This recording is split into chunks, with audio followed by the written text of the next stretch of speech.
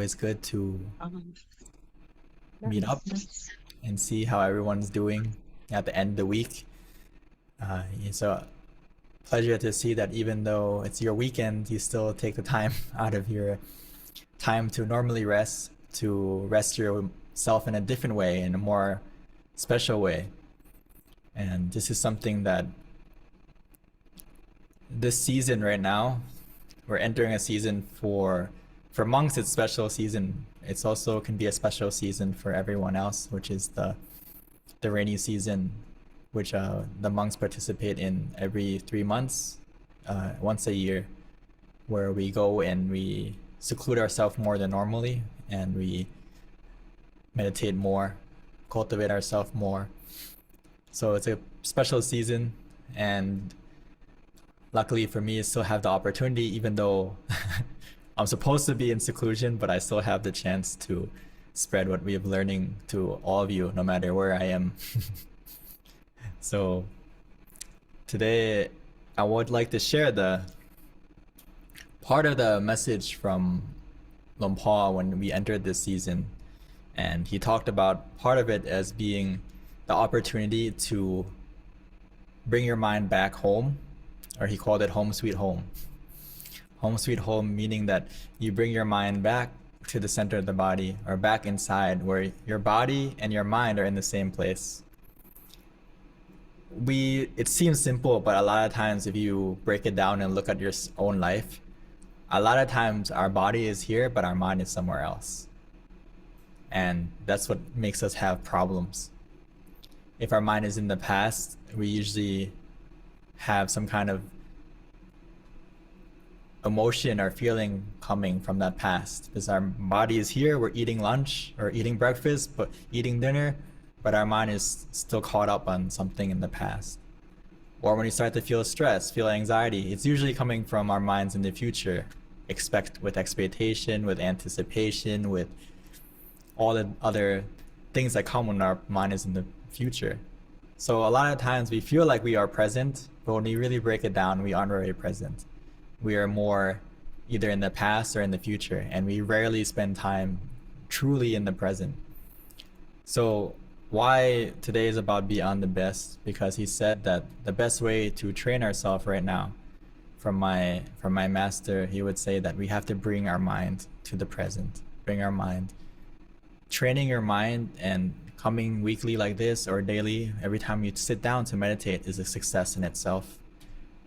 Whether or not you may measure your meditations session as not so successful or very successful, but I would say every session, and all my masters would say that every session that you sit is success in itself, because you're taking the steps forward to train yourself beyond the best, in the sense that the meditation that the training of your mind in meditation is gonna be, once we cultivate it more and more, it's gonna be beyond the best thing that you can do for yourself. And hopefully you're starting to get a glimpse of that as you practice more and more, that the happiness that you feel now, the relaxation that you feel now, you can't find it anywhere else. And when we listen to our friends share the experiences, you can see that, you know, everyone's having that glimpse of relaxation, and even stronger than that. So it's beyond the best thing that you can really do for yourself. But we need to really understand that concept, because that will help us in making time for something that's so important and beyond the best that you can do for yourself. So I'm sure we've all seen this idea before, but I want to reiterate it so that we can take some time to reflect on ourselves, that out of all the things we have going on, how can we order those things better? Because in general, like right now, I just told you meditation is beyond the best thing you can do for yourself. But for some reason, we don't take the thing that's beyond the best for ourselves and make it first. We make other things first. And it is normal because we're still practicing, so we haven't seen or felt the full benefits of meditation yet. So maybe we feel like, okay, I can put something else forward or first. So like, for example, when we have a jar, right? We want to fit something in a jar, And the simple experiment, right? If you have rocks and you have sand and you want to put all the sand and all the rocks into that jar, there's a certain order you should put it in, right? If you want to fit everything.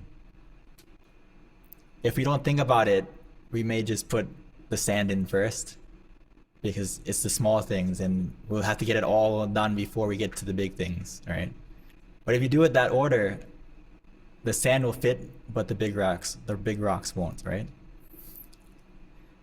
But in order to get everything into this jar, you should start with the big things first, the rocks, and then pour in the sand after, and everything will fit in nicely.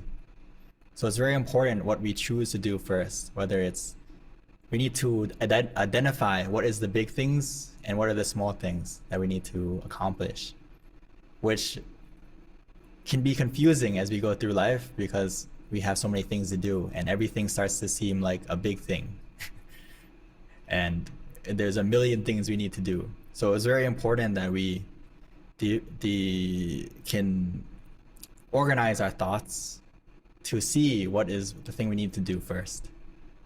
And that's why, luckily for us, if you practice meditation more, you're more mindful and you're more aware of keeping a clear perspective is so important, especially in this day and age. You may see there's so much media, so many things flooding us, and it's very hard to navigate like what is the right thing, what is the right thing to do, what should I do first, right? So don't make it so complicated. The middle way is not complicated, right? The practice of meditation is not complicated. And please use that method of simple yet profound, right? Stop is the key to success. These simple phrases, these simple ideas, but if you put it into practice, you'll understand the profound part. When we sit down and we still our mind, calm our mind, we get that clear perspective. Our mind rises above the problem rather than sinking into it. This is so essential because a lot of times, most people, we go with the flow. We go with the flow. When the current is strong, we get pulled with it. And we're not strong enough we don't know how to react, right? But when we meditate more, we'll understand that this is a bad current and we need to get out of it. We go against the current. We know that we don't let the obstacle or the situation make us sink into it. So how we do that is ordering and knowing what's priority. So first, priority in our life, we need to make it the habit of put yourself first, put your mind first. Take care of your mind first. Take care of your mind first. It's not being selfish. It's taking care of your minds, taking care of your full potential to be a better person for yourself and for others. So take care of your mind first. That's the first rock you should put in. And the other rocks you'll put in automatically and naturally because your mind is in a good place. So the rest of the other things, you'll understand that I need to take care of the other things as well. And this is essential in life because most people, we rely on outside factors. A lot of people. The economy, the weather, the career, everything around us, right? When we rely on everything outside of us, when something breaks on the outside, we get into trouble, right? So like this, a bird sitting on a tree is not afraid of the branch breaking because its trust is not on the branch, but on its wings. So what we can take from this is very essential that we have to keep our mind and keep our meditation in a strong place. And we have to feel that happiness inside from our meditation every day. So when something does break, when there is an obstacle, when that branch does break, we can still fly. We're not in trouble. We don't fall. This is why I'm happy to see we come this week and we come every day to meditate because you're training to be able to keep yourself flying over all the problems. We never know when we need to fly, right? Like this bird is just chilling, relaxing on the branch and all of a sudden it breaks. Oh, If it doesn't practice flying, then game over for the bird as well. So our meditation is essential in the sense that like the thing that is flying in meditation is you have to have this happiness, inner power, and pure energy. So this is something that my master always asks me every week as well when I have to check up on my meditation as well. His first question is always, how do you feel the happiness when you meditate? It's never like, what do you see, or what part are you on, or what wisdom did you get, or so and so. It's always, do you feel the happiness inside? Because if you have the happiness inside, and can you taste how is that happiness different from other happiness? He asks us so we can reflect on it. Oh, yeah, the happiness I feel inside is a lot different than the happiness that I feel from other things, right? It's a happiness that at the bare minimum, it's gonna feel like you don't need anything else. You don't need anything else. You can be content with the feeling you have right now inside. And if you have that powerful feeling, it's gonna create this inner power, this inner energy every second that you feel happy. Because your mind is free from any darkness, free from any negativity, and from greed, anger, delusion, all those things that we have the capacity to have in our mind. But in that moment, when you're meditating and your mind is still, your mind is relaxed, and you're feeling this power, feeling this happiness inside, growing and growing from that feeling of neutrality, more and more and more and more. This is what's gonna be the wings when you have a problem. This is gonna help you when you get into trouble outside. Because inside you feel this way. When you feel this way, there's nothing in this world that can stop you. You still have a way out. Even if you just have a glimpse, right? I say this often because it's true, right? No matter how dark the room is, you have a small amount of light, the room is already brighter, right? The darker it is, the brighter the light, even if it's small. So as long as you can get a glimpse of that happiness inside, it's a spark of something to get you out of the darkness. This is so essential. So the more you meditate and the more you access that happiness inside, the power of positive energy will fully unlock. So it's like you can think of your mind as a battery. If it's fully charged, whatever you plug yourself into, mentally, physically, verbally, it's gonna be successful, depending on your charge, right? If you ever have a power bank or an outlet, if it's not the right charge and you plug in something into it, it doesn't work, right? Why? Because it's not enough energy to power that computer or power that whatever it is. The same thing goes with this. Why we don't have success in many things is because, and this is why Luang Pu, or one of the great masters, said that stop is the key to success.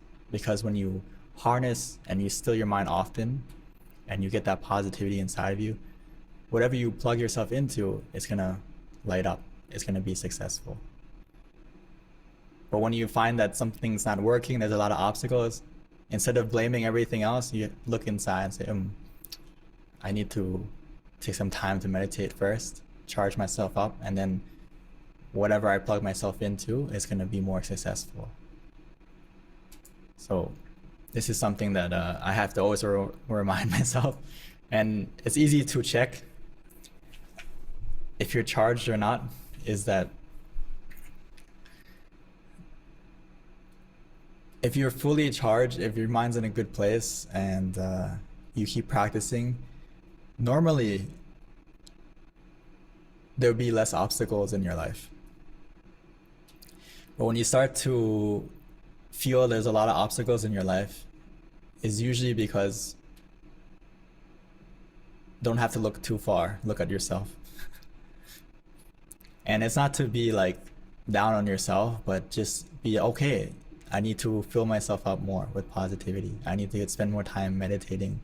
I need to also cultivate more positive goodness in me. And that positive goodness can help you to lead you on the right path. So I hope this gives you some kind of idea, and at the bare minimum, motivation to keep meditating. And I can't emphasize enough is that we don't realize how strong and powerful meditation can be for your life. Maybe we're starting to get a glimpse of it, but if you truly put it into practice, it's like this picture. Whatever you can unlock anything from your mind first. So